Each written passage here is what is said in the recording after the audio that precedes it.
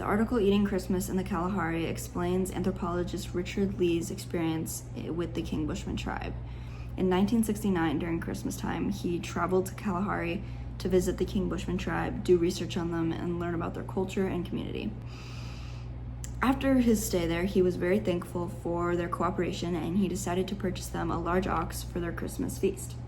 He did this, and he presented the ox to them, and instead of being grateful, they actually mocked it, called it scrawny, and just didn't approve of it. He was worried that he had made a cultural mistake or that he offended them, and he just felt like he was in the wrong. But once it came time for the Christmas feast, they served up the ox, and it was full of meat, and it was amazing, and they loved it. This is when they realized that they were just teasing him, and in their culture, it's a common practice to downplay others' achievements, to promote humility, and to prevent arrogance and discourage pride, which is a core value in their community. Lee's misunderstanding with the tribe is a perfect example of how worldview can shape our perception or our interpretation on different cultures. Lee viewed his gift as generous, and he was expecting gratitude, which reflects his Western values. However, they mocked it. They mocked it to prevent arrogance and to humble him, which is a cultural practice in them that's very normal, and he misinterpreted this as an insult. Based off the article, one ethnocentric bias that Lee may have would be the assumption that a public display of individual achievement or success is universally valued. Coming from a Western individualistic worldview, he interpreted their reaction as a lack of recognition and a lack of gratitude. This reflects his ethnocentric bias by judging others' culture through the lens of his own cultural norms. They value humility and group success over individual pride and success in their tribe. Lee's perception was shaped by his cultural emphasis of pridefulness and individual success. Western societies highly value personal success and individual achievements. The story shows how cultural values differ. Teasing expresses humility, not rudeness. The Bushmen were actually showing love and respect by teasing.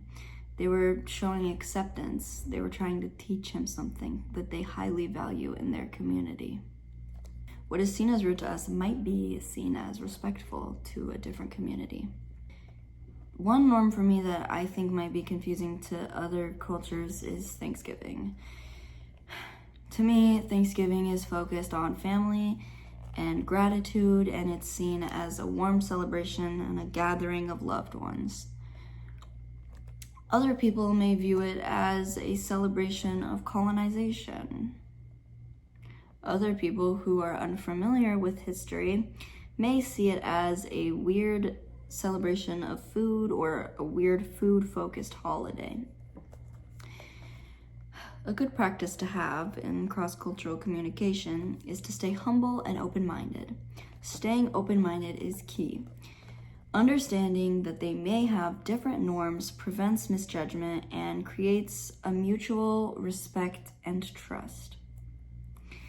Ask questions, refrain from assumptions, respect differences, and stay open-minded. I once had a coworker named Seglisha from the Middle East. She was a new hire, and she asked me if the order that she did was done correctly. To show her that the order was done correctly, I gave her a thumbs up. She looked upset, so I asked her what was wrong. She explained to me that in her culture, a thumbs up is actually offensive and can be seen as an insult. She explained to me that it's very similar to the Western version of sticking up your middle finger to someone. The most significant lesson that I've learned from this is that worldview and perception really shape how people interpret actions and reactions of others.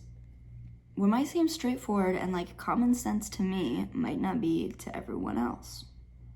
This article really highlights the importance of our humanity, our ability to listen, not judge, listen with an open mind, our kindness, our humility, and our curiosity.